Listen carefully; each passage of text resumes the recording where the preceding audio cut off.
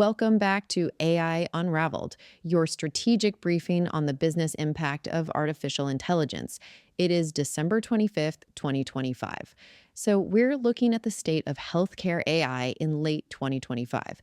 And honestly, if you just look at the headlines, you'd think the race was over in August when OpenAI dropped GPT-5. Today, we are taking you inside the most critical battleground of the year, the hospital data center. In August, OpenAI dazzled the world with GPT-5, a model so diagnostically sharp it could pass board exams in its sleep.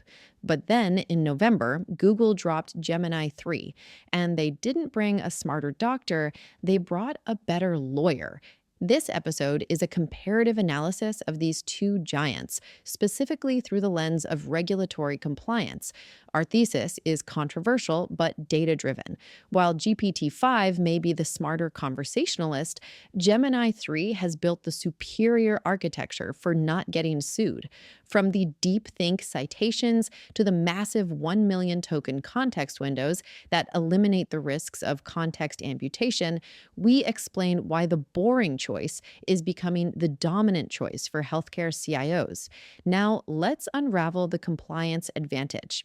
So, we're looking at the state of healthcare AI in late 2025. And honestly, if you just look at the headlines, you'd think the race was over in August when OpenAI dropped GPT 5. Right. I mean, the numbers were staggering. It scored almost 96% on the medical licensing exam. Basically, it's Dr. House in a box. It's brilliant. It's creative. Exactly. But then November rolls around, Google drops Gemini 3, and suddenly every hospital CIO and compliance officer starts pivoting. And that's what we're digging into today. Why does the boring choice, Gemini 3, actually win when it comes to the messy, high stakes world of healthcare compliance? Yeah, it's a classic case of capabilities versus utility. Because here's the thing.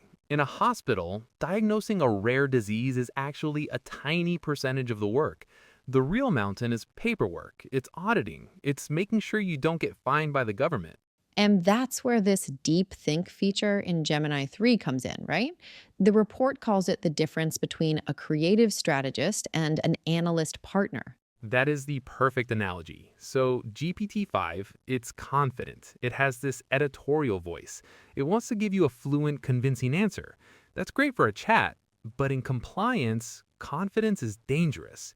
If the AI is 100% confident about a billing code that doesn't exist, you just committed fraud. Yikes. Gemini 3, specifically with this deep think mode enabled, behaves differently. It's designed to be conservative. It's almost anxious. It flags uncertainty. It says, I found this, but I'm not sure about that. And it cites everything. Which is exactly what an auditor wants. You want the guy who double checks his math, not the guy who guesses and hopes he's right. Precisely. But the biggest technical differentiator, and I think this is the game changer, is the memory, the context window. The 1 million token thing. Right. So, for listeners who don't live in AI specs, GPT-5 has about a 400,000 token limit. That sounds like a lot, but a longitudinal patient record, we're talking 10 years of notes, lab results, massive PDFs, that can easily blow past that. So, what happens when the file's too big? You have to do something called chunking. You chop the record into little pieces, feed it to the AI, and hope the relevant piece gets retrieved. We call it RAG, Retrieved Augmented Generation. But here's the nightmare scenario. What if the one piece of paper that proves a patient is allergic to a drug doesn't get retrieved? The AI just assumes it doesn't exist. Exactly. Hallucination by omission. Gemini 3, with that 1 million token window, just swallows the entire record. It holds the whole thing in working memory. So when you ask, is there any contraindication in the last 5 years, it's scanning every single page. It doesn't rely on a search algorithm to guess what's important. That's huge for audit trails. But wait, isn't processing that much data incredibly expensive? I imagine feeding a novel into an AI every time you have a question costs a fortune. It used to, but this is where Google played a really smart economic card. They introduced context caching. Like a browser cache? Sort of. Think of it like this. You pay to upload that massive patient file once, say on Monday morning. The system caches it.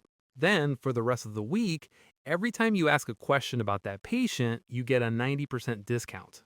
Wow. So you're not paying to reread the book every time. Exactly. You load the patient context, and then you unleash these compliance agents to just hammer it with queries. Check for billing errors, check for drug interactions, draft an appeal letter. It makes the economics of deep auditing actually work. You mentioned agents. That's another buzzword, but the report mentions something called anti gravity. Yeah, Google Anti-Gravity. It's basically an IDE, a workspace for building these AI agents. But the key for healthcare is how it handles human in the loop. Because you can't just let the AI run wild with patient data. Right. GPT-5's agent setup is a bit more, trust me, I'll handle it. Anti-gravity is built so you can see the artifacts. You don't just get the final billing code, you see the spreadsheet the agent built to get there.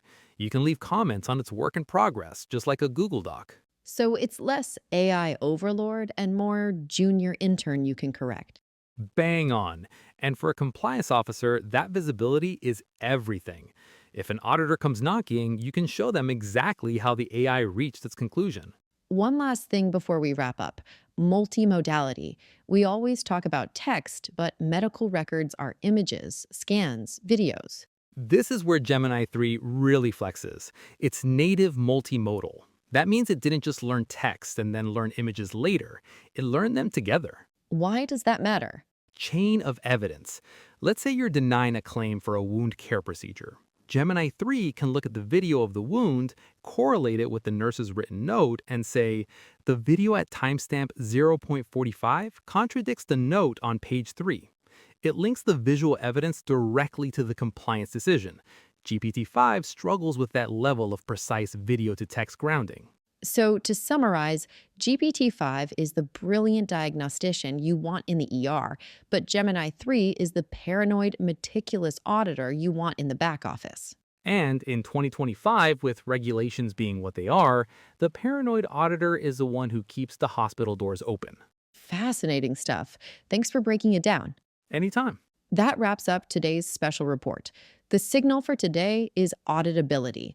In the high stakes world of healthcare, the correct answer is worthless if you cannot prove how you derived it. GPT-5 offers the confidence of a senior surgeon, but Gemini 3 offers the paper trail of a forensic accountant.